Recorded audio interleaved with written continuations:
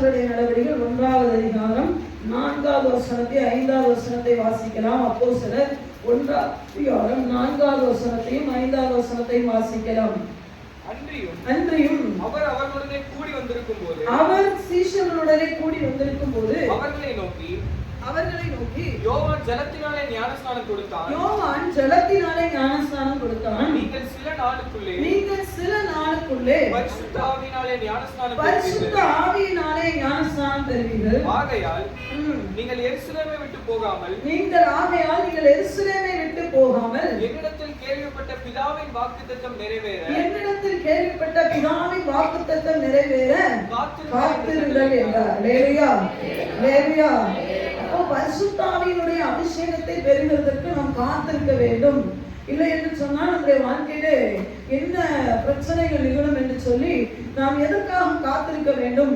ஆண்டவர் யாரை காத்திருக்க சொன்னார்? சீஷர்களை காத்திருக்க சொன்னார். அவ்வளவு வரைக்கும் பெற்ற அவ்வளவு பெரிய ஊழியத்தை செய்த அந்த சீஷர்களே காத்திருக்க வேண்டும் என்று சொன்னால் நீங்களும் நானும் எந்த விதமாக காத்திருக்க வேண்டும்? அந்த அபிஷேகத்தை எப்படியாக தக்க வைத்துக் கொள்ள வேண்டும் என்று சொல்லி அதனுடைய அவசியத்தை தேவன் நம்மளோடு கூட போன வாரம் பேசினார். இல்லையா? போன வாரம் சொன்ன காத்திருக்கலைன்னா என்ன நடக்கும்? இல்லையா? இன்னைக்கு நம்ம காத்திருக்கலைன்னா, அந்த அபிஷேகத்தை பெற்றுக்கொள்ளலைன்னா நம்ம வாழ்க்கையில என்ன நடக்கும் என்று சொல்லி ஓரளவுக்கு உங்களுக்கு தெரிந்திருக்கலாம். நீங்க நல்ல வேதத்தை அறிந்தவர்கள், சொல்லலாம், வேதத்தை அறிந்தவர்கள் என்று சொல்லுகிறதை விட சூழ்நிலைகளை பார்க்கிறவர்கள். நிறைய அபிஷேகம் பெறாத ஆட்கள் எல்லாம் இன்னைக்கு ஆண்டவருக்குள்ள என்ன இல்லை, இருக்க முடியல. அற்புதத்தை பெற்றவர்கள் தான், ஆண்டவரிடத்திலிருந்து அதிசயங்களை பெற்றவர்கள் தான், அவர்கள் நினைத்து பார்க்க முடியாத உயர்வுகளை பெற்றவர்கள் தான், ஆண்டவரிடத்திலிருந்து வந்ததுதான். இன்னைக்கு நம்ம சொன்னது போல அவருடைய கிருபை அப்படின்னு சொன்னதுதான். ஆனா அவங்களால என்ன பண்ண முடியல? கிறிஸ்துவுக்குள் நிலைத்து நிற்க முடியல. ஒரு போராட்டம், ஒரு பிரச்சனை வந்த உடனே ஓடி போயிடுறாங்க. வேலையா? அப்போ காத்திருக்கலைன்னா என்ன நடக்கும் என்று சொல்லி பொதுவாக சொல்லுகிறதை விட இந்த வேதத்திலிருந்து அபிஷேகத்தை பெற்றுக்கொள்ளவில்லை என்று சொன்னால் அவன் எத்தனை நாள் ஆண்டவரோடு கூட இருந்தாலும் அவனுடைய வாழ்க்கையில என்ன நடக்கும் என்று சொல்லி கிட்டத்தட்ட 5 காரியங்களை நான் எடுத்து வைத்தேன். நான் ஆண்டவர் ஒண்ணு மட்டும்தான் சொல்ல சொன்னார். வேலையா? நாம சொன்னது போல மெதுவாவே பார்க்கலாம். ஆமென் சொல்லுங்க. மெதுவாவே போகலாம். மெதுவான நீரோடையாவே நம்ம இருக்கலாம். ஆமென் சொல்லுங்க. வாசிக்கலாம் பாருங்க. யோவான் எழுதின சுவிசேஷம் 20வது அதிகாரம். யோவான் எழுதின சுவிசேஷம் 20வது அதிகாரம் 1958 1வது வசனத்திலிருந்து வாசிக்கலாம். 1, 2, 3, 7வது வசனங்களை வாசிக்கலாம். வாரத்தின் முதல் நாள் காலையிலே அதிக இருட்டோடே மகதலேனா மரியாள் கல்லறை இடத்திற்கு வந்து கல்லறையை அடைத்திருந்த கல் எடுத்து போட்டிருக்க கண்டாள். உடனே அவள் ஓடி சீமோன் பேதுருவிடத்திலும் இயேசுவுக்கு அன்பாயிருந்த மற்ற சீஷனிடத்திலும் போய் கர்த்தரை கல்லறையிலிருந்து எடுத்துக்கொண்டு போய்விட்டார்கள். நம்முடைய கர்த்தரை, ஆண்டவரை கல்லறையிலிருந்து எடுத்துக்கொண்டு போய்விட்டார்கள். அவரை வைத்த இடம் எங்களுக்கு தெரியவில்லை என்று சொன்னால் அப்பொழுது பேதுருவும் அந்த கேள்விப்பட்ட மற்ற சீஷனும் கல்லறையின் இடத்திற்கு போகும்படி புறப்பட்டு இருவரும் ஒருமித்து ஓடினார்கள். சீலைகள் கிடக்கிறதையும் 2 பேரும் வந்த உடனே என்ன நடந்தது? 7 வாசிங்க. சீலைகள் கிடக்கிறதையும் அவருடைய தலையில் சுற்றி இருந்த சீலை, அவர்கள் கல்லறையில வந்து பார்க்கும் பொழுது சீலைகள் கிடக்கிறதையும் அவருடைய தலையில சுற்றி இருந்த சீலை மற்ற சீலைகளுடனே வைத்திராமல் தனியே ஒரு இடத்திலே சுருட்டி வைத்திருக்கிறதையும் கண்டான். முந்தி கல்லறையிடத்திற்கு வந்த மற்ற சீஷனும் அப்பொழுது உள்ளே பிரவேசித்து கண்டு விசுவாசித்தார். சொல்லலாமா? இங்க ஒரு காரியம் நடக்கிறது என்ன என்று சொன்னா, நம்ம எல்லாருக்கும் தெரிந்த ஒரு சம்பவம் தான். இதை உயிர்த்தெழுந்த அந்த ஞாயிற்றுக்கிழமை நாம் தியானிப்போம். அல்லேலூயா சொல்லலாமா? ஆண்டவர் இங்க பாருங்க, உயிர்த்தெழுந்ததை சீஷர்களோ யாருமே என்ன பண்ணல, அந்த உயிர்த்தெழுவேன்னு ஆண்டவர் சொன்னதை கூட நிறைய பேரால என்ன பண்ண முடியல, புரிந்து கொள்ள முடியல. அல்லேலூயா. அது அவர்களுக்கு மறைபொருளாக இருந்தது. அப்போ மகதலேனா மரியாள் வருகிறாங்க. என்னன்னா, ஆண்டவருக்கு என்ன பண்ணணும், அந்த நாட்கள்ல யூதர்கள் என்ன பண்ணுவாங்கன்னா, அந்த சரீரத்துல என்ன பண்ணுவாங்கன்னா, பரிமள தைலங்கள், அந்த சுகந்த வாசனையான பொருட்களை அதை கெட்டு போகாமல் இருக்கிறதுக்கு, பல நாள் கெட்டு போக கூடாதுன்னு அதுல போடுகிறதற்கு என்ன பண்ணுவாங்க, கட்டாயம் அதை எடுத்துட்டு வருவாங்க. அப்படி என்ன பண்றாங்கன்னா, மகதலேனா மரியாள் அந்த கல்லறையில வந்து ஆண்டவருடைய சரீரத்தை அவசர அவசரமா என்ன பண்ணினாங்க, இறக்கி அடக்கம் பண்ணிட்டாங்களே. அதனால நாம அந்த சரீரத்துக்கு என்ன பண்ண வேண்டும், அதுல அதை பராமரிக்கக்கூடிய காரியங்களை போட வேண்டும் என்று சொல்லி வரும்பொழுது அங்கே நடக்கிறது, கல்லறை அடைத்திருந்த கல் என்ன பண்ணியாச்சு, புரட்டு. அப்பனா என்ன நடந்தது, ஆண்டவர் உயிர் தெளிந்து விட்டார். அல்லேலூயா சொல்லுங்க. ஆனா இந்த அம்மாவுக்கு என்ன இல்லை அது தெரியல. அவர் உயிர் தெளிவேன்னு சொல்லிட்டே இருந்தார். ஆனால் அது அவர்களுக்கு மறைபொருளாக இருந்தது. அது அவங்க மேல உள்ள குற்றம் அல்ல. அல்லேலூயா. அது மறைத்து ஆண்டவர் வைத்திருந்தார். அந்த சில காரியங்களை தேவன் மறைத்து வைத்திருந்தார். இப்ப இவங்க ஓடுனாங்க, வேகமா ஓடி போய் என்ன சொல்றாங்கன்னா, சீமோன் பேதுரு இயேசுவுக்கு அன்பாய் இருந்த ஒரு சீஷனை பார்த்து, நான் இந்த மாதிரி கல்லறைக்கு போனேன், அந்த கல்லறையில போய் ஆண்டவரை தேடினேன், அந்த கல்லறையில கல்லு புரட்டி இருக்கிறத கண்டேன், உள்ள போனா ஆணை இல்ல, வந்து பாருங்கன்னு சொல்லி ஒரு பதட்டத்தோடு கூட ஓடுகிறாள். அல்லேலூயா சொல்லுங்க. நல்லா கவனிக்கணும். முதல்ல காலையிலே வந்தாங்க, திருப்பி ஓடி இருக்காங்க, திருப்பி பேதுரு யோவான் வரும்போது ரிட்டர்ன் என்ன பண்ணிருக்காங்க, அவங்களோட கூட வந்திருக்காங்க. அல்லேலூயா. ஒரு பெண்ணால என்னன்னா சாதிக்க முடியும்ன்றதுக்கு இவங்க ஒரு பெரிய எக்ஸாம்பிள். அல்லேலூயா. எனக்கு பலன் இல்லை, எனக்கு ஒண்ணும் இல்லைன்னு யாராவது பெண்களை பார்த்து சொன்னீங்கன்னா அதெல்லாம் ஒண்ணு இல்லை, அதெல்லாம் பழைய ஏற்பாட்டு காலத்தோட. பழைய ஏற்பாட்டு காலத்திலேயே யாரையெல்லாம் கூடாராணியை எடுத்துட்டாங்க. அல்லேலூயா. சொன்னவே 1000 சொல்லுவான், எழுப்பி ஆண்டவருக்காக பிரகாசிங்க. அல்லேலூயா. ஆமா, நம்மளால முடியாது, அதை முடியாது, இதை முடியாதுன்னு சொல்லி ஆண்களால எவ்வளவுக்கு எவ்வளவு முடியுமோ அந்த அளவுக்கு பெண்களால முடியும். அல்லேலூயா. ஆண்களால முடியாததை கூட பெண்கள் சாதிக்க முடியும். அதற்காக ஆண்களால முடியாதுன்னு சொல்லல, பெண்களால முடியாதது ஆண்கள். யாரெல்லாம் விசுவாசிக்கிறாங்களோ, யாரெல்லாம் ஆண்டவர் மேல அன்பு செலுத்துறானே அவன் ஓடுவான். அல்லேலூயா சொல்லலாமா. இப்ப இவங்க ஓடி வந்து சொன்ன உடனே 2 பேரும் ஓடுறாங்க. பேதுருவும் என்னது, அந்த யோவான் என்ன பண்றாங்க, வேகமா ஓடி அந்த கல்லறையில வச்சு பார்க்கும்போது உண்மையாவே ஆண்டவர் அங்க காணோம். அல்லேலூயா சொல்லலாமா. நல்ல கவனிக்கணும். நாம் அபிஷேகத்தை பெறுவதற்கு முன்பதாக நம்முடைய நிலைமை என்ன என்பதை இங்கே படம் போட்டு காட்டியிருக்கிறார்கள். அல்லேலூயா சொல்லலாமா. நல்ல கவனிக்கணும். இப்போ யாரெல்லாம் இருக்கிறாங்க கல்லறையில, பேதுருவும் யார் சொல்லுங்க, யோவானும் மரியாளும் 3 பேர் இருக்காங்க. இப்போ ஓடி வந்து பார்த்தாங்க, ஆண்டவரை என்ன இல்லை இருக்கிற இடம், எந்த இடம் சொல்லுங்க, சத்தமா சொல்லுங்க.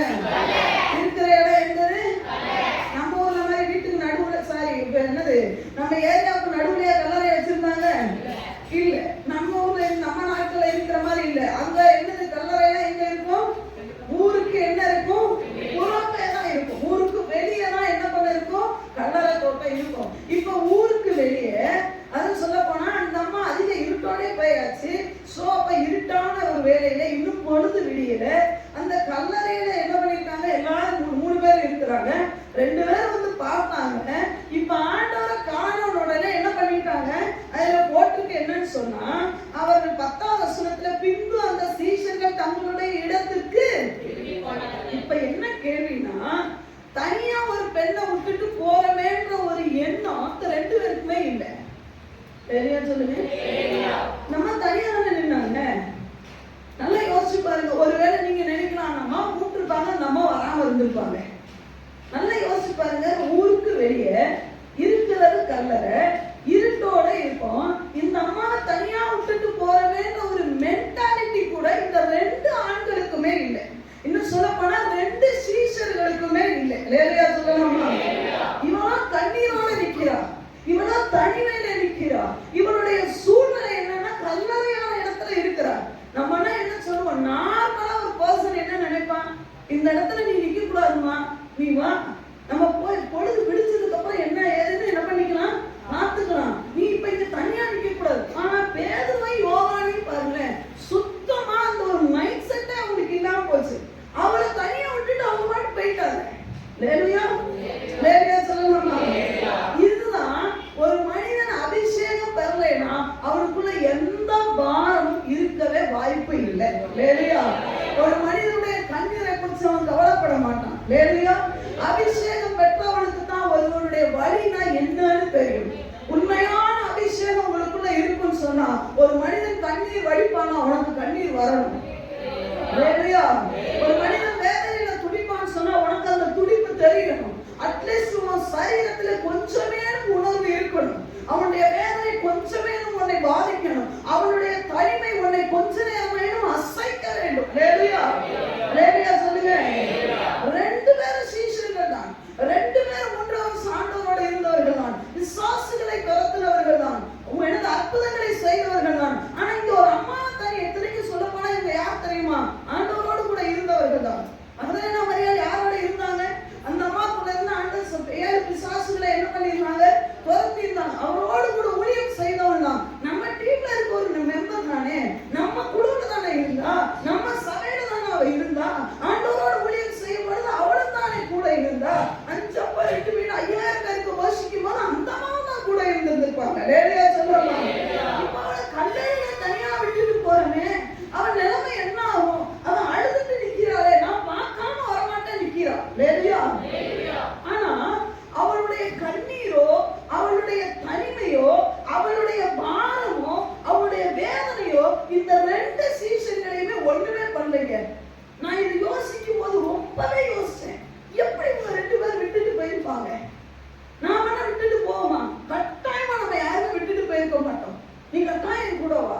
இல்லையா?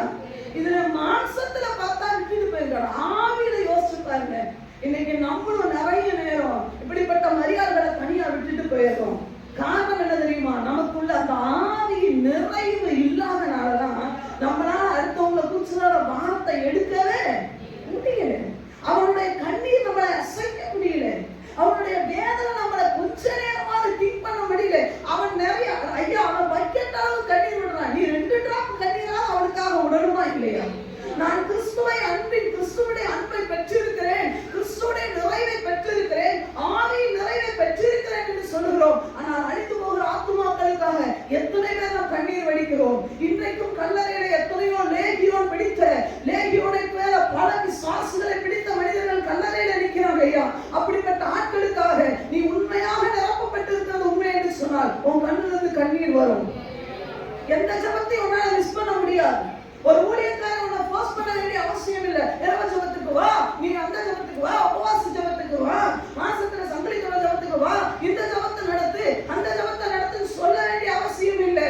இவனுக்கா ஒரு பாரம் இருந்ததுன்னா கட்டாயமா இவன் என்ன பண்ணுவான் தெரியுமா? ஒண்ணு அவளை கூப்பிடுவான், இல்லைன்னா அவனோட உட்கார்ந்து இருப்பான். உண்மையா இல்லையா சொல்லுங்க. இன்னைக்கு யோசிச்சு பாருங்க. இன்னைக்கு நிறைய பேரு வாலிபர்களும் சரி, ஆண்களும் சரி, பெண்களும் சரி, உங்களுக்குள்ள ஆவியானவருடைய பரிசுத்த ஆவியானவருடைய நிறைவு இல்லாதனாலதான் குடும்பத்திலே பெற்றோர் வடிக்கிற கண்ணீர் பிள்ளைகளை அசைப்பது இல்லை. அம்மா ஏன் அழுகுறா, அம்மா ஏன் வேதனையோட இருக்கிறா, பிள்ளைகளுக்கு புரியறது இல்லை. ஏன் புரியறது இல்லை தெரியுமா? உங்க பிள்ளைங்க அபிஷேகத்துல நிறையில. ஒரு பிள்ளை உண்மையான அபிஷேகத்துக்குள்ள இருப்பான்னு சொன்னா அவன் தன் தகப்பனின் தாயின் தலைமுடிய வைக்கவே விட மாட்டான். அவனுக்குள்ள ஒரு பெரிய தீர்மானம் வரும். ஆண்டவர்லாம் 2வது தாங்க.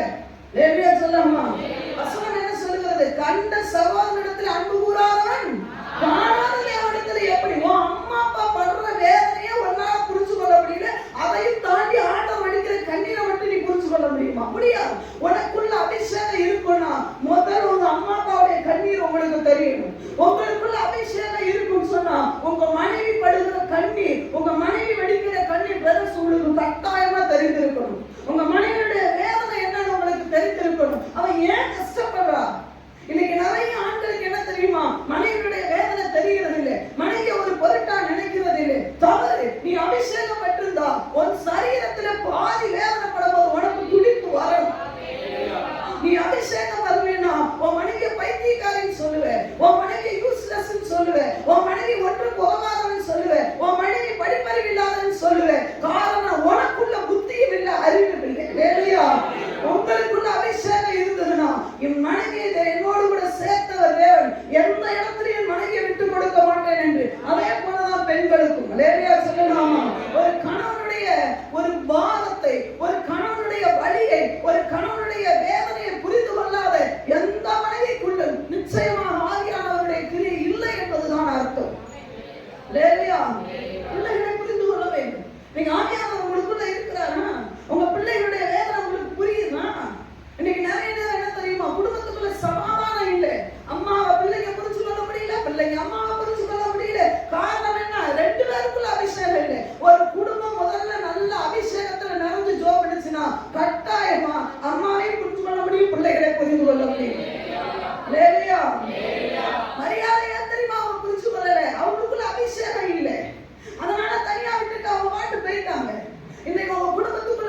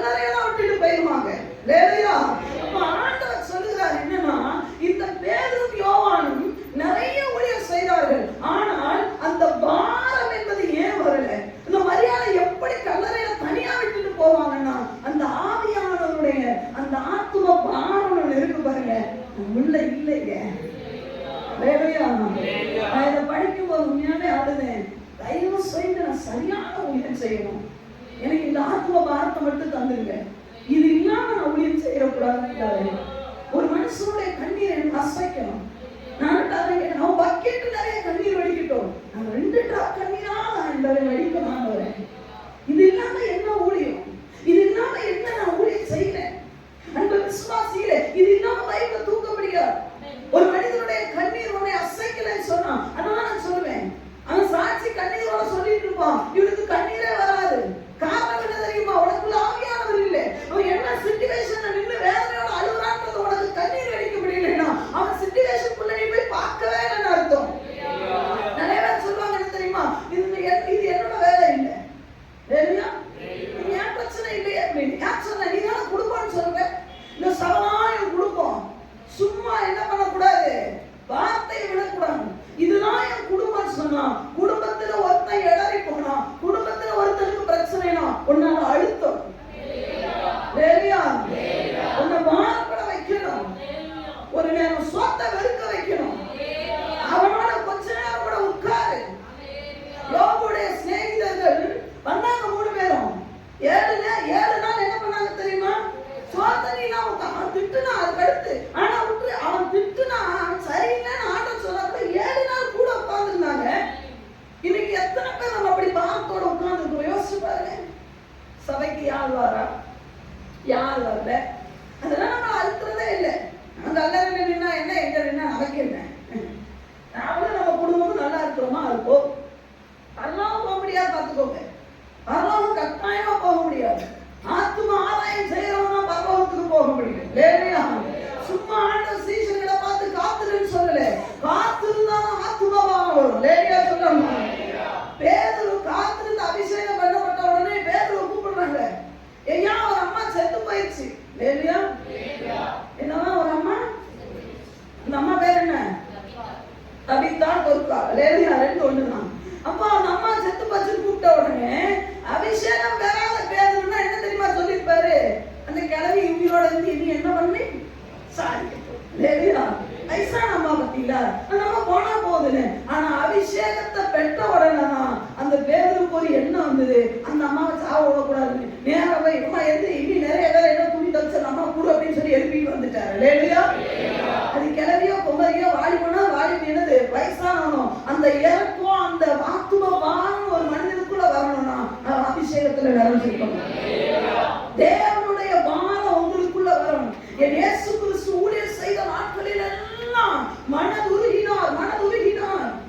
என் ஆண்டவருடைய இயேசு கிறிஸ்துடைய ஆவி எனக்குள்ள இருக்கும் என்று சொன்னேன். நான் போகிறேன், நான் போய் ஒரு தேர்ச்சரமானதை உங்களுக்கு அனுப்புகிறேன், நான் உங்களை திக்கற்றவர்களாக விட மாட்டேன். அது எதுக்கு? உன் அனாதையை விட மாட்டேன்னு சொன்னது எதுக்கு? உன் தேவைகளை மட்டும் சந்திக்கவா? இல்லை, என்னுடைய அவர் வந்து எனக்குரியதுல எடுத்து போதிப்பார். இல்லையா? அவர் வந்து பரிசுத்தாவியானவருடைய வேலை என்ன?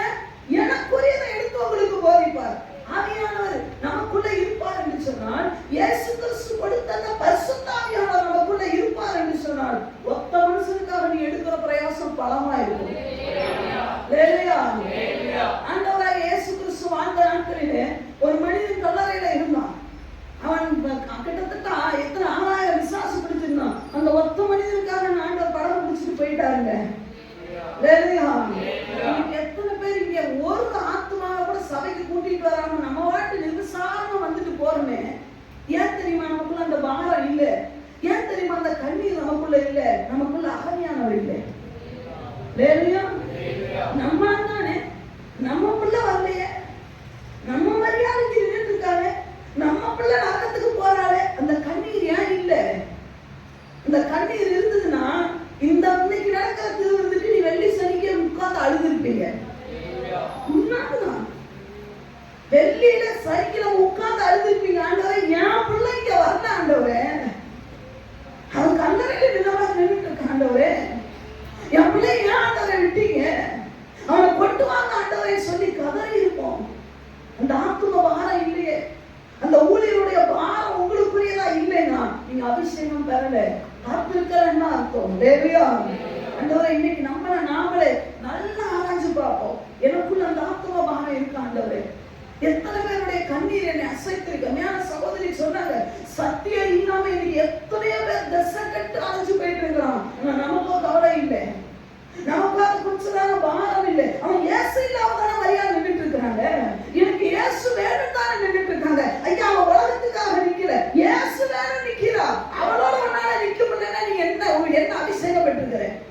உனக்கு காட்டவா இயேசுன்னு சொல்லி நின்றுக்கணுமா இல்லையா? நம்மளால காட்ட முடியலையே. சத்தியம் இல்லாத ஜனங்களுக்கு, சத்தியமே இல்லாத பல சபைகளுக்கு நீ போறது சத்தியமே கிடையாது, சரியான வேலைக்கு வான்னு சொல்றதுக்கு நமக்கு முடியுதா? அது மட்டும் என்ன தெரியுமா சொல்லுவான்? ஆண்டவர் பார்த்துக்கிறார், அவங்களோட ஆண்டவர் பேசுவார். அப்புறம் நமக்கு எதுக்கு வாயை கொடுத்துருக்கிறார்? லேலுயா லேலுயா சொல்லுங்க. நல்லா தெரியுது சத்தியம் இல்லாத சபைக்கு ஆத்மாவை வீணாக்கிட்டு அங்க போயிட்டு இருக்கிறானே, அவன்கிட்ட போய் சத்தியம் இடத்துக்கு வாப்பா. ஸ்கூலு நம்ம சொல்லுவோம் பாருங்க, 2 பேரண்ட்ஸ் பேசிப்பாங்க, உங்க பிள்ளை எந்த ஸ்கூல்ல சேர்க்க போறீங்க? அந்த ஸ்கூல். ஆனா அந்த ஸ்கூலோட இந்த ஸ்கூல் பெஸ்ட், அந்த ஸ்கூல் அவார்டு தரான் சொல்லுங்க. அவன் கேட்டான் அவனுக்கு எந்த ஸ்கூல் பெஸ்ட்னு. இந்த ஸ்கூல்ல சேர்த்துருங்க, உங்க பிள்ளைங்க நல்லா படிப்பாங்க. சத்தியம் இல்லாத இடத்துக்கு போறானே, இந்த சபைக்கு வாங்க நல்ல சத்தியம் கிடைக்கும் சொல்ல முடியுதா நம்மளால? அது மட்டும் என்ன தெரியுமா? ஆண்டவர் பார்த்துப்பார். லேலுயா லேலுயா. அப்படி சொல்ல முடியாத ஆள் யாருமே ஸ்கூலை பத்தியோ சோப்பை பத்தியோ பருப்பை பத்தியோ அரிசியை பத்தி எவங்கிட்டையும் பேசக்கூடாது. இந்த கடையில அரிசி வாங்க ரொம்ப நல்லா இருக்கும், இந்த கடையில பருப்பு வாங்க ரொம்ப நல்லா இருக்கும், இந்த சோப்பை போடு நல்லா இருக்கும் யாரா சொன்ன நியாயத்துக்குள்ள நாளை நிக்கணும். சத்தியத்தை சொல்ல முடியல, அது மட்டும் என்ன நினைப்பாங்களோ தெரியல. எம்மா இயேசு வேணும் நிக்கிறாமா, எனக்கு இயேசு இல்லாம வாழ்க்கையில நான் வரவே மாட்டேன் ஒத்த கால நிக்கிறா. அந்த வெளிச்சத்தை காட்ட வேண்டியது உங்க வேலை, ஏன் வேலை? லட்ச சோப்பு நல்லா இருக்குன்னு சொன்னா நமக்கு இயேசு நல்லவர் இங்க இருக்கிறாரு வாணி ஏன் சொல்ல முடியல? லேலுயா ஆமென். எத்தனை பேருக்கு விளங்குது? லேலுயா சொல்லணுமா? ஆமா. இன்னைக்கு நிறைய பேர் காப்பு இருக்காதனால மரியாதை தனியா விட்டுட்டாங்க. பக்கத்துல வந்து கையை பிடிச்சு சொல்லுங்க, எத்தனை பேரை நீங்க இப்படி தனியா விட்டுருப்பீங்க? உண்மையா சொல்லுங்க. ரொம்ப சந்தோஷம். 6 மாசம் விடாம திருவிழா எடுத்தது ரொம்ப சந்தோஷம். 6 பேரையாவது ஆதாயப்படுத்திட்டீங்களா? என்ன சொல்றாங்க?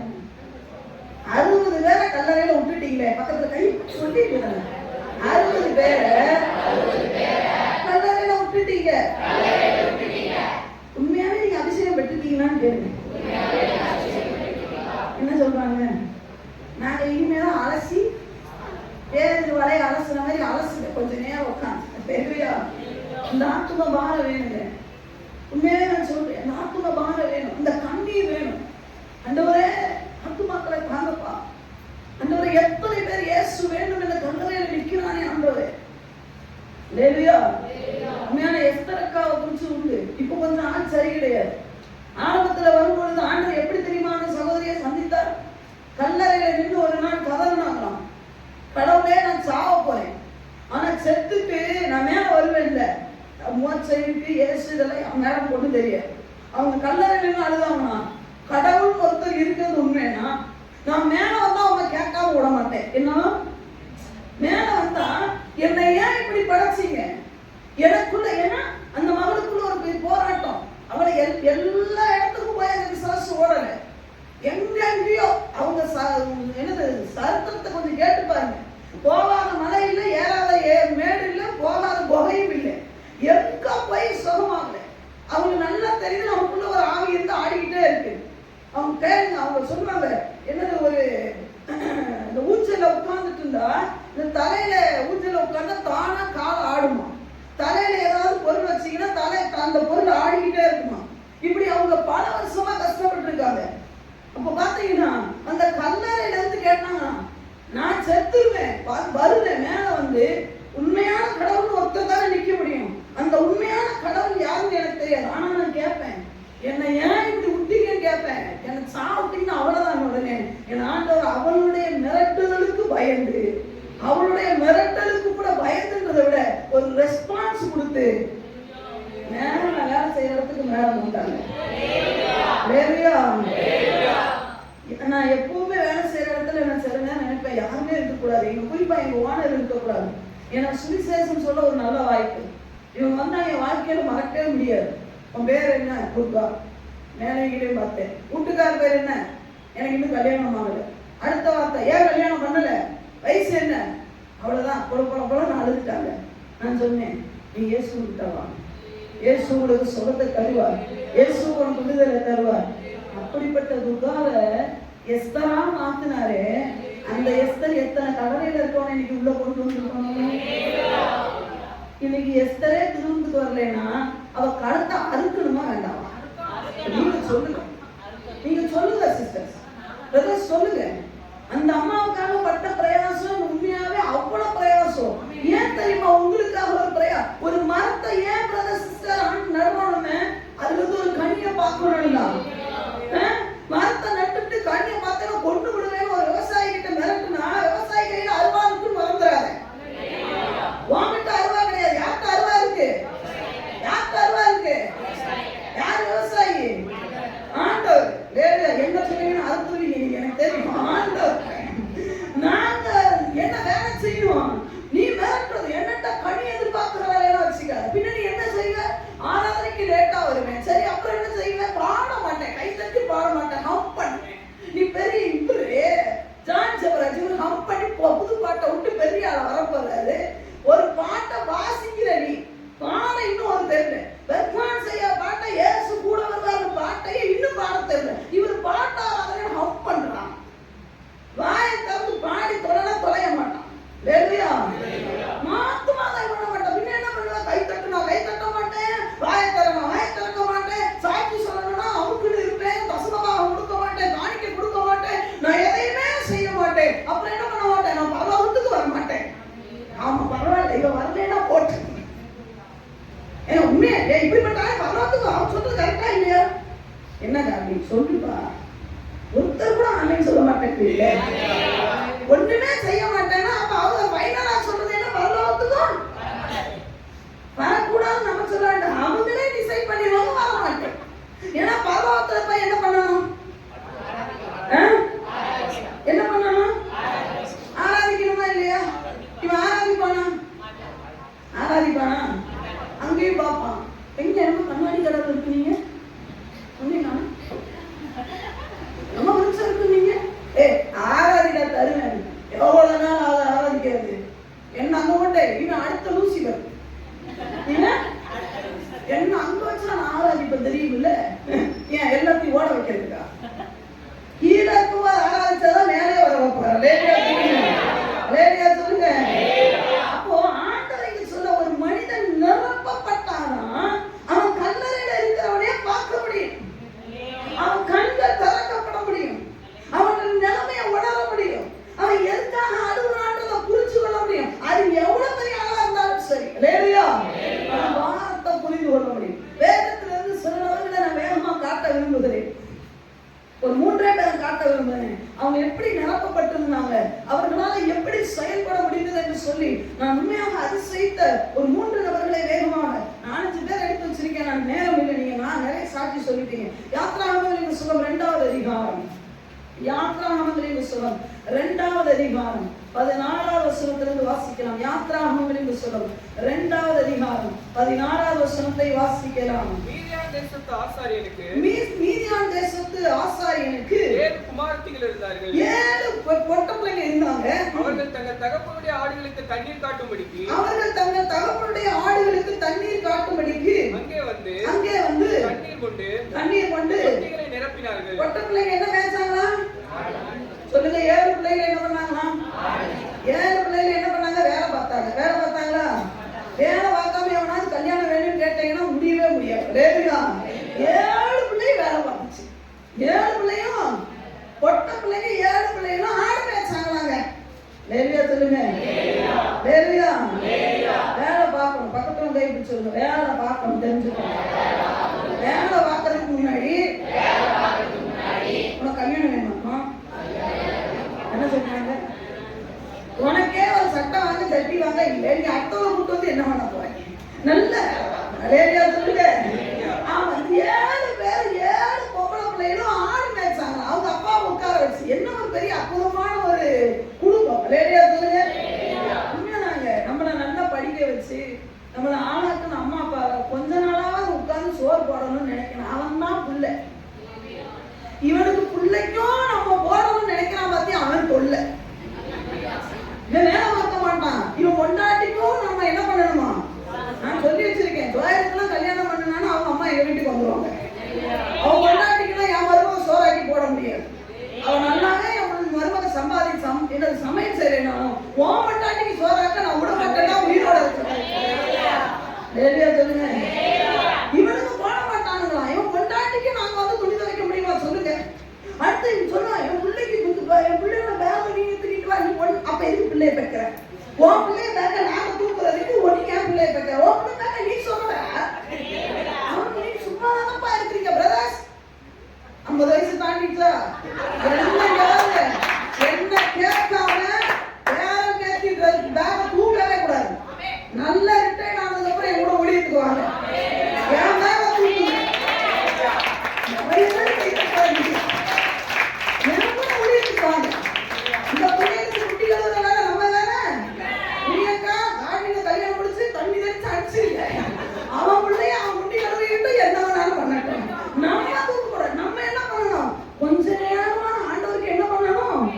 ஊழியம் செய்யணும். என்ன பிரதர் சாணி கல்யாணம் ஆகி தனி கொடுத்து வச்சிருங்க. நான் வீட பாக்குறேன். அவன் மெயின்டைன் பண்ணிப்போம். அவன் வேற லெவல் ஆளு. எனக்கு ஃபுல்லா பிடி அதெல்லாம் எல்லாத்தோட சபையில அவன் சூப்பரா நடத்துவான். லேலியா 7 பிள்ளைங்க வேலை செஞ்சாங்க. லேலியா சொல்லுங்க. வேலை செய்ய சலுப்புப்படவே. லேலியா சொல்லுங்க.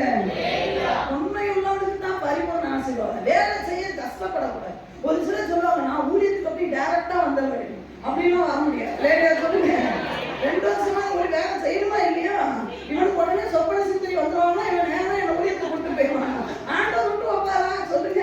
அவன் கேட்கிற மாதிரி பிடிப்பு கேட்கறது கரெக்ட் தான். அப்ப நான் என்ன சொல்றாயடா, உன் அண்ணனா இருந்து இவர் படிக்க வச்சு இவர் நேரம் ஊழியத்துக்கு வந்துருவான். அந்த பையன் கவா கவான ஊழியம் எடுத்து வேலை பார்த்துட்டு இருக்கான். அவனுக்கு அப்ப கோவம் வருமா வராதான்? அவன் கேட்கறது நியாயம்டா. ஊழியத்துக்கு வாங்க. 4 வருஷமா உங்க அப்பா அம்மா சம்பாதிச்சு போட்டு அப்புறம் கல்யாணம் பண்ணாம என் கூட ஊழியத்துக்கு வா. லேலியா ஏன்னா உன்னையே சமாளிக்க முடியல. உன் பொண்டாட்டி வச்சு நான் எப்படி சமாளிக்கிறேன் சொல்லுங்க. அதனால அப்படியெல்லாம் ஒரு முடிவு எடுக்கணும்னா என்ன பண்ணுங்க? பெற்றோர் தான் என்ன பண்ணக்கூடாது? வேலை பார்க்கணும். பெற்றோர் தான் அமைன்னு சொல்லுங்க. யாராவது வந்து என்ன ஆண்டவர் ஊழியத்துக்கு அழைச்சான்னு சொன்னா நேரம் என்கிட்ட கூட்டுவாங்க. உங்களுக்கு பிடிக்கலன்னா 4 வருஷம் யார்கிட்ட தங்கி வேலை செய்யணும். அவன் சம்பாதிச்சு குடும்பத்துக்கு கொடுக்காம வேலை என்ன பண்ணக்கூடாது? ஊழியத்துக்கு. அப்படின்னா அவனுக்கு வழின்னு தெரியும். ஐயா மோசே ஊழியத்துக்கு ஆண்டவர் அழைச்சாரா இல்லையா? பெரிய மனுஷனா இல்லையா? எத்தனை வருஷம் ஊழியம் செஞ்சாரு? எத்தனை வருஷம் ஆடு மேய்ச்சாரு சொல்லுங்க. எத்தனை வருஷம்? யாருக்கு கீழே? வேலையே செய்ய முடியாத ஒரு மேனேஜர் யாரும் மாமனார் தான். வேலையே செய்ய முடியாது. மாமியார் வேலை செய்ய முடியுமா? உள்ளுக்குள்ளேயே மருமகள் சொல்றாங்க, சத்தியமா முடியாது. மாமியார் எல்லாரையும் பொறுத்துப்பாங்க. ஆனா மருமகளை பொறுத்துக்கவே அவங்க என்ன செஞ்சாலும் குத்தம். அப்படிப்பட்ட ஒரு தலைமைத்துவத்துக்கு கீழே 40 வருஷம் மோசே வேலை பார்க்க வச்சார். லேலியா உங்க அப்பனுக்கு கீழே வேலை செய்ய முடியாது. நீ யாருக்கு கீழே வேலை செய்ய போற? லேலியா ஆமா வேலை செய்யும். லேலியா சொல்லுங்க. அதனால தரிசன ஊழியத்துக்கு அழைச்சிட்டாருன்னு சொன்னா அவங்க அம்மா அப்பா நம்புவாங்க. நான் நம்ப மாட்டேன். சும்மா தொப்பைய திருச்சிக்கிட்டு அந்த தொப்பையை தள்ளிக்கிட்டு நான் ஊழியத்துக்கு வரேன்னா புல்பீட்ல இடிச்சுட்டு நிக்கிறதுக்கு தொப்பை இல்லாம வரணும் ஊழியத்துக்கு வந்தா. லேலியா சொல்லுங்க. நானும் தொப்பை இல்லாம வந்து இப்ப கொஞ்சம் தொப்பை வந்துருச்சு, கம்மி பண்ணணும்னு சொல்றேன். லேலியா சொல்லுங்க. ஆமா வேலை செய்தார்கள். அப்ப என்னது ஆடுகளை மேய்க்கும் பொழுது தொடர்ந்து வாசிக்க தம்பி. அப்பொழுது மேய்ப்பர்கள் வந்து கூட இருக்கிற மேய்ப்பர்கள் வந்து அவர்களை துரத்தினார்கள். மோசே எழுந்திருந்து அவர்களுக்கு துணை நின்று. யாருக்கு துணை நின்று? 7 பிள்ளைகளுக்கும் துணை நின்று அவருடைய ஆடுகளுக்கு தண்ணீர் காட்டினான். அவர்கள் தங்கள் தகப்பனாகிய ரெகுவேலிடத்தில் வந்தபோது அதெல்லாம் மேய்ச்சிட்டு அவங்க அப்பாட்ட பிள்ளைங்க வராங்க. அவன் நீங்கள் இன்று இத்தனை சீக்கிரமாய் வந்தது என்ன என்று கேட்டார். அப்பா கேட்கிறாரு, அம்மா மக்களே என்ன இவ்வளவு சீக்கிரமா பிள்ளைங்க வந்துட்டீங்க? எப்ப பார்த்தாலும் பிரச்சனை சொல்லிட்டு வருவீங்களே. எப்ப பார்த்தாலும் என்னது ஆட்டு இந்த மேய்ப்பர்கள் வந்து பிரச்சனை பண்ணுவானே, நீங்க லேட்டா தானே வருவீங்க. எல்லாரும் தண்ணி காட்டி முடிச்சுக்கிறதான உனக்கு விடுவாங்க.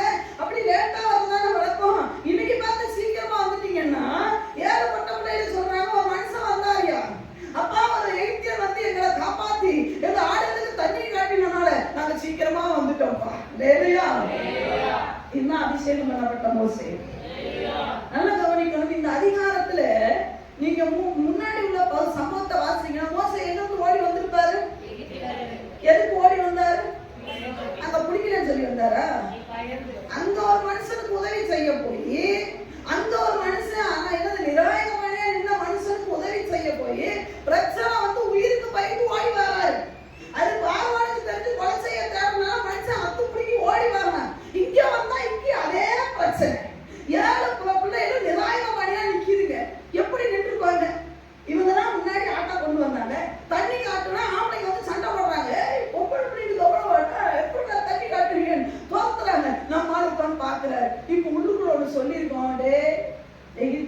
பண்ணிட்டு தான் இங்க வந்திருக்கிறேன், அதுக்கு தான் ஓடி வந்திருக்கிற, நீ நன்மையே செய்ய வேண்டாம், அடக்கி வாசின்னு சொல்லியிருக்காதா?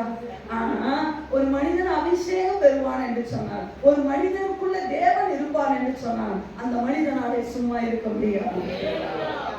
7 பொட்ட பிள்ளைகளும் பார்த்தோன்னே இந்த மனுஷன் பாருங்க, சார் கொல்லலாம் வேணாம், அடிச்சாவது நவுத்தலான்னு எகிப்துல கத்தரித்த கும்பு கரத்தை எல்லாத்தையும் அடிச்சு போட்டா இனிமே மகனை இந்த பக்கமே வரக்கூடாது.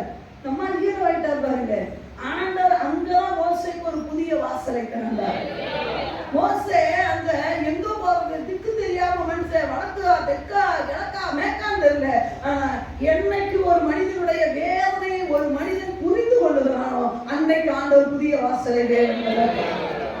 இன்னைக்கு உங்களுக்குள்ள அபிஷேகம் இருக்குன்னா, இப்படிப்பட்ட கஷ்டப்படுகிற பொட்ட பிள்ளைகள் 7 பிள்ளைகள் கண்ணீர் வடிக்கிறாங்களே, நீங்க நிறைய பேர் அது என்னோட பிரச்சனை இல்ல, ஏன் பிரச்சனை இல்ல, நான் ஏற்கனவே பல நன்மையை செஞ்சு அடி வாங்கி உட்கார்ந்துருக்கிறேன், நீ அப்படி என்ன நன்மை செஞ்சுட்டேன்னு கேட்டா ஒண்ணும் போகாத நன்மையா இருக்கும். ஒரு சொந்த வந்ததுக்கு செஞ்ச நன்மையெல்லாம் எடுத்து நீங்க காட்டக்கூடாது. அப்படி எத்தனை பேருக்கு உங்க பணத்தை செலவு பண்ணிருக்கீங்க? அப்படி எத்தனை உங்களுக்கு ஆண்டவர் சொல்லுகிறார், நீ அறியாதவனுக்கு குருடனுக்கு சப்பானிக்கு உதவி செய்யணுமா? வீட்டுல விருந்து வைக்கும் போது யாரை கூப்பிடணும் சொல்லுங்க, யாரை கூப்பிடணும்? உனக்கு உதவி மறுபடியும் ரிட்டர்ன் வந்து போய் வைக்க மாட்டான் பாத்தியா, அவனை தான் கூப்பிடணும். நம்ம வச்சதெல்லாம் நம்ம சொந்தக்கார வயலுக்கு அப்படி சொல்லுது, நான் நன்மை செஞ்சு எந்த நன்மையுமே பார்க்கல, எல்லாருமே என்ன தூத்துறாங்க. அப்படி எத்தனை இயலாமை உள்ளவர்களுக்கு நன்மை செய்துட்டீங்க. ஆனால் அபிஷேகம் பண்ணப்பட்டவன், அபிஷேகத்துக்குள்ள நிறைஞ்சிருக்கிறவன் என்ன தெரியுமா, பிரச்சனைக்கு மேல பிரச்சனை வந்தாலும் நான் நன்மை செய்வேன். இந்த பிள்ளைகளை சும்மா அந்த பிள்ளை பாருங்க, ஏறும் ஒரு நாள் ஆடு போய் ஒதுக்குதா இல்லையா, ஆட்டு வந்த மாதிரி ஒரு போய் ஒடுங்கி பாம்போட நிக்குது. ஏன்னா இந்த ஆசிஷன் எப்பவுமே நடக்கிறது. இவனுக்கு வந்து மிரட்டுவானுங்க, அவனுக்கு அராஜகம் பண்ணுவாங்க, நம்ம ஒதுக்கி போய் எத்தனையோ ஆட்கள் வந்தாங்க, எத்தனையோ ஆண்மக்கள் வந்தாங்க, எத்தனையோ பேர் அந்த தேசத்து மக்கள் வந்தாங்க, ஆனா ஒண்ணும் பண்ண முடியல. ஏன் தெரியுமா, உன் வீட்டுல பொம்பளைங்க நானே, இவங்க அப்பாவுக்கு வயசாயிடுச்சு, கேட்க யாரு இருக்கா? உண்மையான ஒரு வார்த்தை இடையில சொல்ல தேவன் விரும்புகிறார், நான் பெண்ணு தானே, எனக்கு கேட்க எவனுமே இல்லையே, ஆம்பளைங்க யாருமே இல்லை, நம்மளை எவனா ஓவர்டேக் பண்ணு நினைச்சா எங்க அப்பா சிவியர் ஆயிடுவார். பொம்பளைங்க நினைச்சு எவனாவது நம்ம வீட்டுல கை வைக்க வச்சானா ஆண்டவர் சும்மாவே இருக்கணும். ஏன்னா பெண்கள் தான் உருகுற ஆண்டவர், என் ஆண்டவர். உண்மையா இல்லையா? புதிய பாட்டு காலத்துல முதல் துவக்கத்துல நம்ம தரிசனமானதை எங்கிட்டதான். ஆமா இல்லையா? தொடக்கமே எங்கிட்ட இருக்குதான்.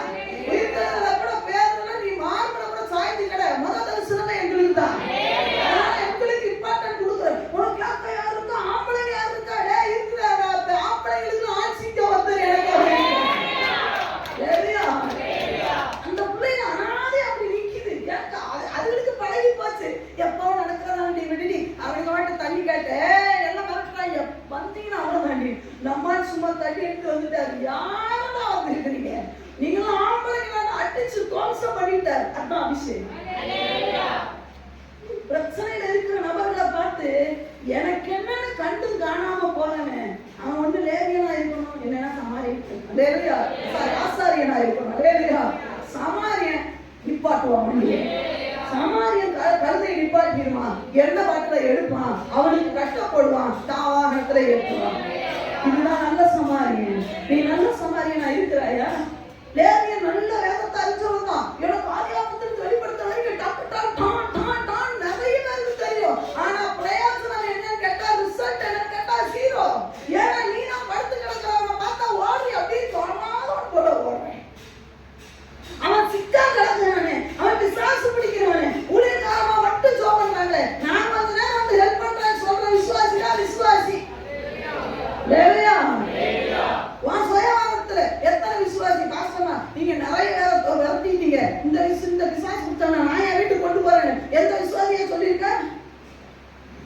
ஐயா உன் வீட்டுக்கு கூட்டிட்டு போக வேண்டாம், சபையில நடக்கிற அந்த ஓட்டத்துக்காக வரணும்னு கேட்டான். எங்கேயாவது நமக்குள்ள வந்துருச்சுன்னா அப்ப உங்களுக்குள்ள ஆகியான இல்லை. லேவியா நமக்கும் நிறைய நேரம் சில நேரம் சின்ன வயசுல இருந்தே இதை பார்த்தனால பயம், அம்மாவுடைய சேலையை குடிச்சுக்கிட்டா இயேசு சொல்லிட்டு இருந்தனால எப்படியும் அப்படி ஆண்டவர் நம்மளை உள்ள கொண்டு வந்துட்டார் ஊழியத்துக்கு. லேவியா ஐயா அடிபட்டு கிடக்கிறவனை பார்த்து, பிரச்சனையில இருக்கிறவனை பார்த்து ஒதுங்கி போறவன் லேவியனாவே இருந்தாலும் அவனை ஆண்டவர்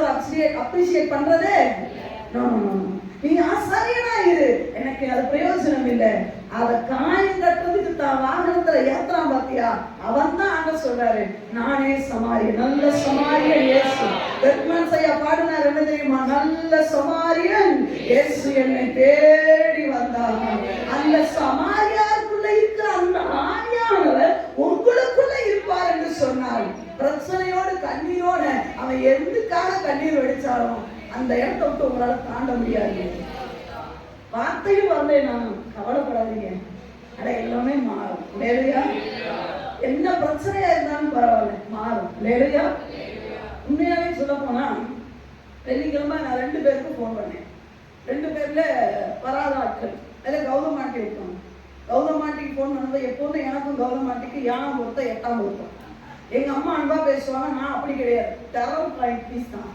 எப்படி பார்த்தா இத்தனை வாரம் வரல, ஏன்னா என் மைண்ட்ல எவ்வளவு அற்புதத்தை பெற்றாங்க, இப்படி வராம போயிட்டாங்க, பயங்கர டென்ஷன். ஆனா சொன்னேன், ஆண்டவரே நான் ரொம்ப கூலா பேசுறேன் எப்படி சரி. ஆனாலும் ஒரு பக்கம் கோவம், வராம விட்டாங்களே, திருந்துக்கு வராம மாட்டோம், வராம விட்டாங்க, பயங்கர டென்ஷன். இப்படியெல்லாம் ஆராதனைக்கு வராம விட்டாங்க. போன் பண்ணா அந்த ஆண்டி ஒரே அழுக. அந்த ஆண்டிக்கு அழாதுங்க ஆண்டின்னு சொல்றதுக்கு கூட குரல் வரல. நான் இங்க அழுது உட்காந்துருக்கேன். நான் கேட்டேன், ஏன் பேபியே அழுகுறேன்? அவங்க சொன்ன எப்படி ஏங்கி ஒரு தாய்கிட்ட அழுகிறது போல அவங்க அழுது எனக்கு கஷ்டமா போச்சு. அழாதீங்க ஆண்டி, உண்மை ஆண்டி. அவங்கள திட்டணும்னு போன் பண்ணனால ஐயோ நீ அழாதீங்கன்னு சொல்லிட்டு நானும் ஒரு பக்கம் அழுது, அத்தா ஆண்டி ஒரு பக்கம் அழுது, எப்படியோ ஒரு பக்கம் ஆண்டவர் கொண்டு வந்து சேர்த்தாரு. இல்லையா?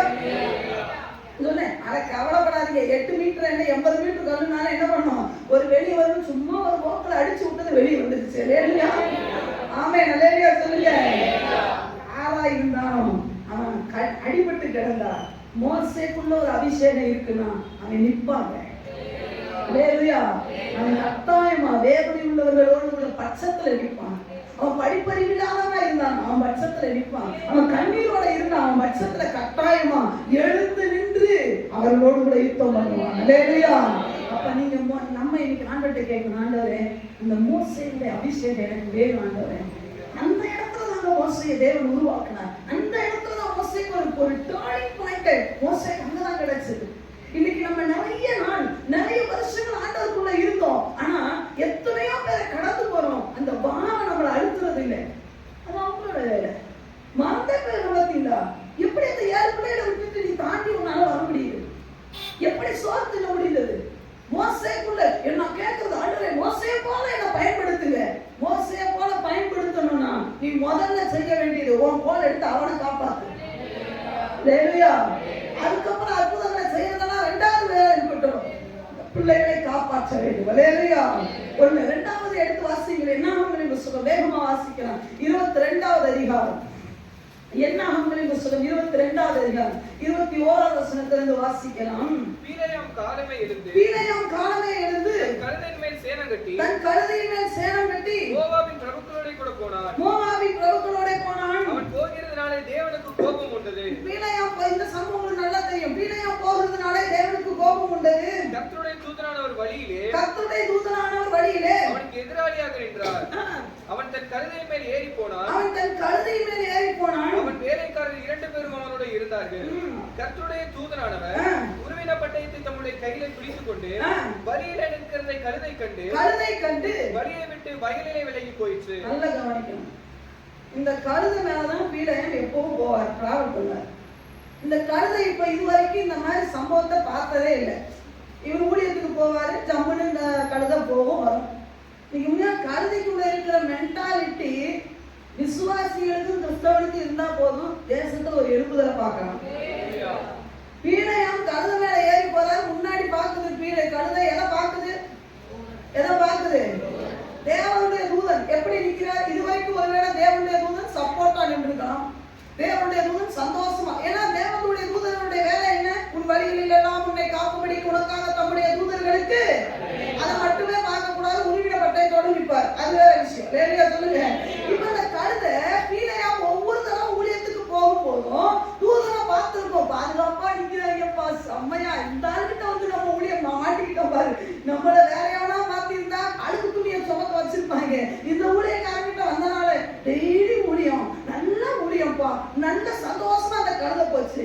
இன்னைக்கு வித்தியாசமான ஒரு விஷயத்தை பார்க்குது. என்னன்னா தூதன் பட்டயத்தை உருவி எப்படி நிக்கிறாரு? எதிரி அடிக்க நிக்கல, யார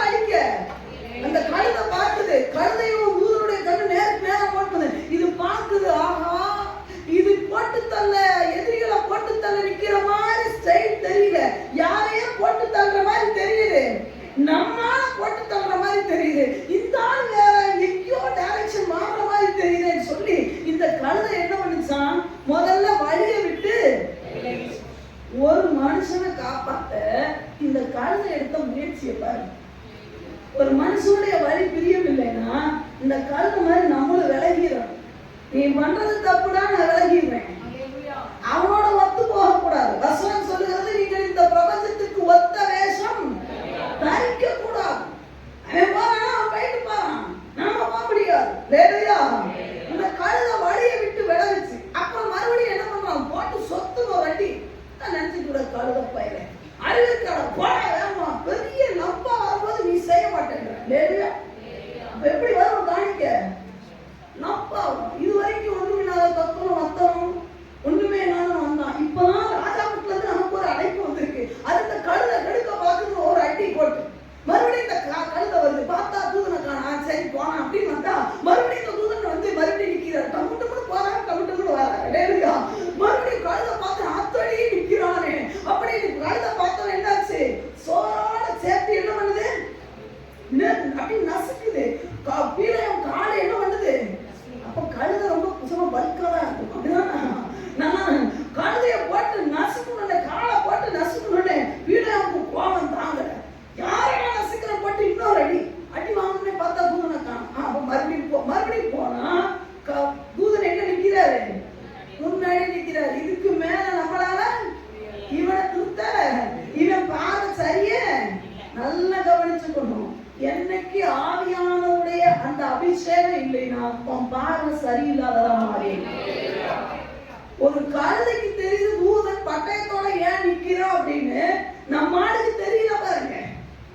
சில நேரம் ஆவியானவர் விலகிடுவார். வேலையா இந்த கழுதை என்ன பண்ணிச்சு தெரியுமா, லாஸ்ட்ல கீழே படுத்துருச்சு. நான் இனிமே நவர மாட்டேன்டா, நீ என்ன அடிச்சாலும் பாரு, போட்டு அட்டி துவம்சம் பண்றாரு. அந்த கழுதைக்கு இருக்கிற ஒரு பாரத்தை பாரு, மூவ் ஆனா நிச்சயமா பீலையா அவுட். இப்ப நம்ம அடியே வாங்கிக்கிறோம், ஆனா நான் மூவ் ஆக மாட்டேன். நாளை ஏழன பேச்சு பேசுவானே என் குடும்பத்தில் உள்ளவன், ஆனா நான் மூவ் ஆக மாட்டேன். என் ஃப்ரெண்ட்ஸ் ஏழன பண்ணுவானா, நான் மூவ் ஆக மாட்டேன். ஏன் தெரியுமா, நான் மூவ் ஆனேன்னா கட்டாயம் இந்த நபருக்கு பிரச்சனை. நான் ஒரு ஸ்டெப் முன்னாடி வச்சுட்டேன்னா என் உறவுகளுக்கு பிரச்சனை, என் சொந்தக்காரங்க சாவாங்க. நான் மூவ் ஆக மாட்டேன். நான் இப்படிதான்டா கீழே படுத்துப்பேன்னு சொல்லி அழகா அந்த கழுதை படுத்தனால தூதன் சொல்றாரு, டே இந்த கழுதை மட்டும் விலகல வச்சுக்கோ, கழுதை இன்னைக்கு உயிரோட இருக்கும், நீ செத்துருப்பேன்னு சொல்லி சொல்ற. நல்ல கவனிக்கணும். நம்மளோட தராதரத்தை நம்மளை யோசிச்சு பார்க்கலாமே. ஒரு கழுதைக்கு இருக்கிற ஒரு மென்டாலிட்டி கூட கிறிஸ்தவர்களாகிய உங்களுக்கு எனக்கு இல்லைங்க. ஒரு மனுஷன் வழி விலகி போறான்னா நாம அதோட சேர்ந்து போக கூடாது. நீ போற பாத தப்பு, உன்னோட நீ ஒத்து வர முடியாது. வழி விலகிது, நீ அவனோட ஒத்து. ஆண்டு சொன்ன நீதிபதிகளை திருநோடு போகும்பொழுது நீ ஒருமித்து போகிறாய், விபச்சாரக்காரனோட உனக்கு பொய் சொல்றவனோட ஒத்து ஊதுறியா, பரலோகத்துல ஒத்த வயசு போட முடியாது, பரலோகத்துக்கு போக முடியாது. அவன் பொய் சொல்றான்னா நீ என்ன, நமக்கு தான் போராளுடைய பிள்ளைகளை பத்தி தெரியும் தானே. எத்தனை சம்பவத்தை ஆண்டவர் கத்துக்கிறோம். போராவு பொய் சொன்னான், போராவு ஊழியக்காரனுக்கு எதிர்த்து நின்னான், பிள்ளைகள் நிக்கல, மேட்டுக்கு போயிட்டான். அப்பனாதான் ஆயம் வருது. நாம பைக்கு ஒத்து ஊத முடியாது, நாம தவறுக்கு ஒத்து ஊத முடியாது. ஐயா கழுத வழியை விட்டு விலகிடுச்சுங்க.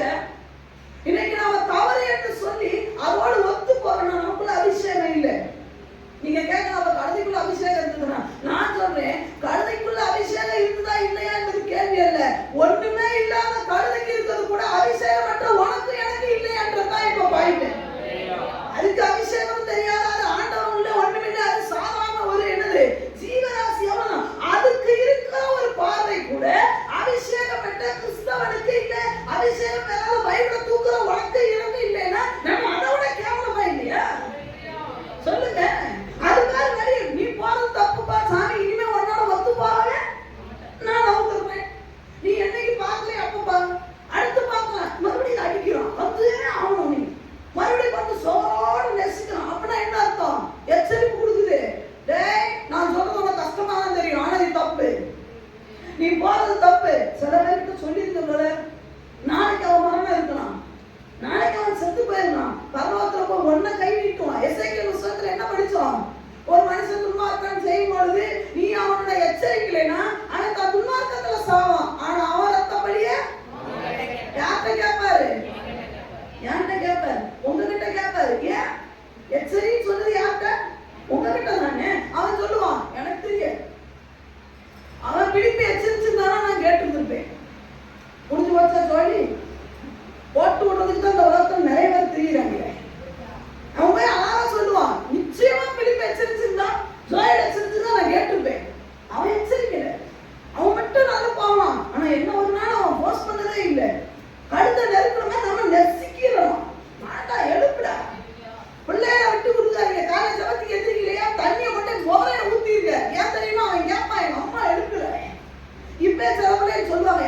இல்லை, எங்க அம்மா எடுக்கல. இங்கே சொல்றேன், பரலோகத்துல போய் மட்டும் எனக்கு வேற விதமாக சொல்லியிருப்பா, எங்க அம்மா எடுக்கலாங்க. ஆண்டவர் கேட்பாரு, எப்பா 7 போன் ஒரு தரமாட்டில் இருந்தது இல்லை, எல்லாமே 11 மணியோட எல்லாமே ஆஃப் ஆயிடுச்சு. ஆண்டவரே என்னப்பா பண்ணுனேன், என்னமோ பண்ணுனேன், எல்லாமே ஆஃப் ஆயிடுச்சு. நான் எழுப்பு நினைச்சேன், எங்க அம்மா எழுப்பலாம். ஆண்டவரே அதனால ஒரு தண்ணி எப்பவுமே இருக்கட்டும். ஒரு 4 பெட்டு வீணா போனாலும் பரவாயில்ல, உன் பிள்ளையோட ஆத்மா வீணா போக கூடாதுன்னா பெட்டு நாசமா போனாலும் எழுப்பி ஊற்றுங்க. இல்லையா? வெட்டத்துக்கு வெளியே போட்டாகும். தண்ணி ஒரு தண்ணி ஊத்துனா என்ன ஆகும்? என்ன ஆகும்? காட்டி வீணா போகும். ஆனாலும் பரவாயில்ல, கார்டன் எனக்கு வேணும். இல்ல கார்டன் வேணும்னா என்ன பண்ணணும்? பெட்டு வேணும். நம்ம அப்படி கிடையாது. ஐயோ 4000 7000 போட்ட பெட்டு, 4000 7000 ரூபாய், 10 மாசம் சுமந்து பெத்தெடுத்த பிள்ளை இல்லையா? 4000 பெட்டு போடலாம், புள்ள போடலாமா? ஒரு குடம் தண்ணி தான் பிரதர். பச்சை தண்ணி ஊத்துங்க, கேட்கலையா கொஞ்சம் சிறு தண்ணி ஊத்துங்க. அப்படியே எந்திரிக்கிறியா கொஞ்சம் வெதுப்பா ஊத்துங்க. அப்படியே கேட்கலைன்னா சுருக்க ஊத்துங்க. ட்ரீட்மெண்ட் பண்ண ஏஜ் நம்ம சபையில இருக்கிறாங்க சொல்லாம. அவர் கோயம்புத்தூர் போடினாலும் ஆண்டவரை கொண்டு வந்தது. அப்படிப்பட்ட புண்ணு வந்து கிடக்கிறவனை பாதுகாக்க. ஆமே சொல்லுங்க. சந்தோஷமா லேடியா சொல்லுங்க. ஊத்துறீங்களா? கழுதைக்கு இருக்கிற மைண்ட் செட் நமக்கு வேணும் வேண்டாமா? கடைசியில் என்ன தெரிஞ்சுமா? படுத்திச்சு போட வரவே மாட்டேன். நீ என்ன அடிச்சாலும் எதிரிக்க மாட்டேன். நான் உண்மையாவே இதை தியானிக்கும் போது கேட்டேன், ஆண்டவரே இந்த கழுதைக்கு இருக்கிற ஒரு மைண்ட் செட் எனக்கு, இந்த ஒருத்த மனுஷனுக்கு அது படுற பிரயாசத்தை பாருங்க. இந்த ஒரு மனுஷனுக்கு அதோடு கூட அந்த மனிதனோடு வாழ்ந்த காரணத்தினால அந்த மனுஷனை காப்பாற்றுறதுக்கு எடுக்கிற ஒரு முயற்சி தான் என்ன? அந்த விசுவாசிகளே, நீங்கள் நானும் கிறிஸ்துவை அறிந்திருக்கிறோம் என்று மாதட்டி கொள்கிறோம். ஆனா நம்முடைய பிரயாசம் என்ன? ஒரு ஆத்மாக்காக நீங்க எடுக்கிற பிரயாசம் என்ன? நான் ஒத்து போக கத்துக்கிட்டோங்க. பாவம் செய்யறவனோட ஒத்து போக கத்துக்கிட்டோம். சத்தியம் இல்லாதவனோட ஒத்து போக கத்துக்கிட்டோம். அவனை தட்டி கொடுக்க கத்துக்கிட்டோம். ஆண்டவர் அப்படி அல்ல. யோவான் ஸ்நானகன் முதல் ஊழியக்காரராக எழுதினார் புதிய ஏற்பாட்டுல. அவர் சொன்னது என்ன தெரியுமா? அன்பானவர்களே, அன்பு சகோதர சகோதரிகளே, இடத்துல ஆங்கனார் பிரசங்கம் பண்ணாரு. விரியன் நோம்பு குட்டிகளே, எடுத்த பிரசங்கம் அதான் இருக்கணும். புதிய ஏற்பாட்டு பிரசங்க இருக்கணும்னு நினைச்சா சும்மா தடவி கொடுக்கிற பிரசங்கம் பண்ணக்கூடாது. லேட்டா வரவனை பிடிச்சு 4 கால சாத்திரும். லேடியா சொல்லுங்க. ஜபத்துக்கு வர்றது இல்லை, உபவாச ஜபத்துக்கு வர்றது இல்லை. அவனெல்லாம் ஆண்டவர் என்ன ஆசீர்வதிப்பார்? 5 மாசம் ஒருவேளை சோத்துக்கு குறையில்லாம நடத்துற உனக்கு உபவாச ஜபத்துக்கு வர்றது வலிக்குது. லேடியா சொல்லாமா? அவனை ஏதாவது செய்யணுமா இல்லையா? விரியன் நோம்பு குட்டிகளே சொல்லிவிடணும். ஆண்டவர் சொல்லுகிறார், மோசேக்கு இருந்த அந்த வாரம், இந்த கழுதைக்கு இருந்தது. இது எல்லாத்துக்கும் மேல ஒரு மனிதனை காட்டி முடிக்கிறேன். 5 நிமிஷத்துல முடிக்கிறேன். எரேமியா தீர்க்கதரிசி புஸ்தகம், எரேமியா தீர்க்கதரிசி புஸ்தகம் 20வது அதிகாரம் 7வது வசனத்திலிருந்து வாசிக்கலாம். பக்கம் 900 பக்கம் 20வது அதிகாரம் 7வது வசனத்திலிருந்து வாசிக்கலாம். கர்த்தாவே என்னை இணங்க பண்ணினீர், நான் இணங்கினேன். அப்படின்னா ஆண்டவர் எரேமியா சொல்றாரு, நான் வரவே மாட்டேன்னு சொன்னேன் ஊழியத்துக்கு. சிறுபிள்ளை ஆண்டவரே, நம்ம இந்த பயிர்களுக்கு சுவிசேஷம் சொல்லவே இவனுங்களை திருத்த முடியாதுன்னு நான் சொன்னேன். என்னை இணங்க பண்ணினீர், நீ தானா வேணும், சிறுபிள்ளை சொல்லாதலான்னு என்னை இணங்க பண்ணினீர். சரி, நான் வரேன் வந்தேன் ஊழியத்துக்கு. நீர் என்னிலும் பலத்தவராய் இருந்து என்னை மேற்கொண்டீர். நகைப்புக்கு இடமானேன். அதனால நடந்தது என்ன? நான் வாய்க்கு தந்து யாருக்கெல்லாம் சுவிசேஷம் நச்சரித்து சொல்லுவேன், எருசலேம் சிறைப்பிடிக்கப்பட்டு போவோம், எருசலேம் அழிஞ்சு போயிடும், தேவாலயத்தை இடிச்சு விடுவாங்க, பாபிலோன் ராஜா வருவான், இப்படி எல்லாம் சொன்னாலும் நாள்தோறும் நான் என்ன பண்ணேன்? என்னை பார்த்து எல்லாரும் என்ன பண்றாங்க? சிரிக்கிறாங்க. கிறிஸ்தவனா இவருக்கெல்லாம் வரமாட்டான், சத்தியத்துக்கு நிக்கிறானா இவர். வெள்ளை ட்ரெஸ் தான் என்னவா உண்மைனாங்க. வெள்ளை ட்ரெஸ் போடுறதுக்கு கூட இப்பெல்லாம் என்ன பண்ண கமெண்ட் பண்ண ஆரம்பிச்சுட்டாங்க. உண்மையாக ரொம்ப ஒஸ்டான ஒரு கமெண்ட் இந்த வாரம் பார்த்தேன். ரொம்ப வேதனையா இருந்தது. இது ரொம்ப வேதனை. வெள்ளை ட்ரெஸ் போட்ட வேசிகள் ஊழியக்காரமாக போட்டுருக்காரு. அவங்க என்ன பேசுனாங்க, ஏது பேசுறாங்க? எனக்குலாம் அப்படிப்பட்ட ஆளுகள் அவனும் பைபிள் வச்சுதான் பேசுறான். செருப்புல அடிக்கணும் போல இருந்து. அவன் கமாண்டு கீழே போட்டுருக்கான், வெள்ளை ட்ரெஸ் போட்ட வேசிகள். ஏன் இதுக்கெல்லாம் நம்ம இடம் கொடுக்குறோம்? சத்தியத்தை சொல்றதுனால நமக்கு வேசின்னு பட்ட இந்த ஊர்ல வந்தோன்னு எங்களுக்கு கிடைத்த முதல் நல்ல பெயர் அதுதான். சேலத்துக்கு வந்து நான் என் சகோதரி ஊழியம் செய்யும் முதல் எங்களுக்கு கிடைத்த அற்புதமான ஒரு பெயர், தங்க எழுத்துக்களால் எழுதப்பட வேண்டிய பெயர் தேசிகர். ஆம்பளை பசங்களோட இவளுக்கு என்ன வேலை? ராத்திரி 10 மணி வரைக்கும் இவளுக்கு என்ன வேலை? ஐயா சுவிசேஷம் சொல்றதுக்கு 2 மணிக்கு கூட வேலை இருக்கும். உங்க ஏரியால தான் சொன்னாங்க. எல்லாம் சொன்னவங்க இப்ப வேசியா திரிகிறான். நானும் உத்தமையா தான் திரிகிறேன். ஊழியக்காரன் வாய்க்கு வந்தபடி எல்லாம் என்ன பண்ணக்கூடாது, பேசக்கூடாது. அப்படிப்பட்ட சேனலையும் பார்க்காதீங்க. லேடியா சொல்லுங்க. இங்க சொல்றாரு, எல்லாரும் சிரிக்கிறாங்க, என்னை பரியாசம் பண்ணுகிறார்கள், நான் பேசினது முதற்கொண்டு கதறுகிறேன், கொடுமை வருது, பால்கடிப்பு வருது என்று சத்தமிட்டு கூறியே நான் கூறின கர்த்தருடைய வார்த்தை நாள்தோறும் எனக்கு நிந்தையும் பரியாசமும் ஆயிடுச்சு. நான் டெய்லி சொல்றேன், பால்கடிப்பு வருதுடா, கொள்ள நோய் வருதுடா, திரும்புங்கடா, மனதிரும்புங்கடான்னு சொல்றேன். ஆனா நாள்தோறும் அது ரிட்டன் எனக்கே அகைன்ஸ்டா வருது. அதனால நம்மால் ஒரு முடிவு எடுக்கிறார். ஆதலால் நான் அவரை பிரஸ்தாபம் பண்ணாமலும் இனி கர்த்தருடைய நாமத்திலே பேசாமலும் இருப்பேன் என்றேன். ஆனாலும் சொல்லுங்க, ஆனாலும் அவருடைய வார்த்தை என் எலும்புகளில் அடைபட்டு எரிகிற அக்கினியை போல என் இருதயத்திலே இருந்தது. அதை நான் சகித்து இழைத்து போனேன். நான் பொறுத்து கூடாமல் என்னால் அடக்க முடியலையா. ஆண்டவருடைய வார்த்தை என் எலும்புகளிலே எரிகிற ஒரு அக்கினியை நான் எல்லாம் சொல்றாங்க. ஓவரா பேசுறான், ஓவரா திட்டான் எல்லாரும் சொல்றாங்க. இவனுக்கு மட்டும்தான் சத்தியம் தெரிகிற மாதிரி பேசுறாங்க. அதனால நான் யாருக்கும் சொல்ல மாட்டேன். அமர்ந்திருந்தா என் எலும்புகளிலே அவருடைய வார்த்தை அக்கினியா இருக்கு, என்னால கண்ட்ரோல் பண்ண முடியலன்னு சொல்லி இந்த கதறுகிற ஒரு எரேமியாவுடைய ஒரு அனுபவம் உங்களுக்கு எனக்கு வேணும். இன்னைக்கு நீங்களும் நான் கேட்கணும், ஆண்டவர்கிட்ட நான் உண்மையாவே இந்த செய்தி எடுக்கும்போது நான் அழுதேன், ஆண்டவரே ஒரு நாள் என்ன இந்த ஊழியத்துல அப்படி விட்டுறாதீங்க ஆண்டவரே, என் எலும்புகளிலே உங்களுடைய வார்த்தை அக்கினியா எரியட்டும் ஆண்டவரே. அந்த வாலிபர்களை குறித்து நான் எனக்குள்ள அணைச்சு போகக்கூடாது. இந்த எரேமியா சொல்றாரு, நான் சோர்ந்துட்டேன், நான் இனி சொல்ல போறது இல்லை. ஏன்னா நிறைய பேருக்கு சொல்லி யாருமே கேட்கல, நிறைய பேருக்கு சொல்லி அந்த எரேமியாவுடைய அனுபவம் எல்லா ஊழியக்காரர்களுக்கும் ஒரு வேலை மேலே இருக்கலாம். எத்தனையோ பேருக்கு உண்மையா ஊழியம் செய்து எல்லாம் குத்தி இருப்பான், எல்லாம் ஏகனம் பண்ணி இருப்பான். இங்க ஒரு காலத்துல நின்று சாட்சி சொன்னான், அவரால் தான் உயிரோட இருக்கேன், ஊழியக்காரனால உயிரோட இருக்கேன். நீங்க வெளியே போய் தூத்திட்டு திரிகிறான். நீங்க ஆண்டவர்கிட்ட சொல்ல போதும் ஆண்டவரே. ஆனா ஆண்டவர் சொல்றாரு, புது சத்தியத்தை நான் ஆண்டவர் ஒரு நாள் இந்த வார்த்தையில சொன்னார். உட்கார்ந்து இருக்கும் போது நீ மொத்தத்துல எத்தனை பசங்க பேசிருப்ப நீ நினைக்கிற அப்படி. நான் உடனே யூடியூப்ல எத்தனை பசங்க போட்டிருக்கான்னு சொல்லி பார்த்தேன். கிட்டத்தட்ட 250க்கு மேல அப்படின்னு நினைக்கிறேன். சரி 200 சில்லற அப்படின்னு. அதுக்கு முன்னாடி எவ்வளவு பேசியிருப்ப. இவ்வளவு உன்னை பயன்படுத்தின நானு இனியும் பயன்படுத்துவேன். ஒரு பெண் இவ்வளவு சத்தியத்தை, இவ்வளவு செய்தியை கிட்டத்தட்ட யூடியூப்ல மட்டுமே நம்ம 250 செய்திகளை போட்டிருக்கோம். இன்னும் கிட்டத்தட்ட 20 செய்தி பாக்கி இருக்கு. கிட்டத்தட்ட 300 தொட்டுட்டோம். நம்ம 300 செய்திகளை ஒண்ணு கொண்டு அதுக்கு முன்னாடி எத்தனையோ செய்திகளை பல இடங்களுக்கு நான் போய் செய்தி கொடுத்திருக்கிறேன். ஆண்டவர் சொன்னாரு, பேசதான் செய்வான், உன்னை ஏளனம் பண்ணதான் செய்வான், ஆனா நீ சோர்ந்து போகக்கூடாது.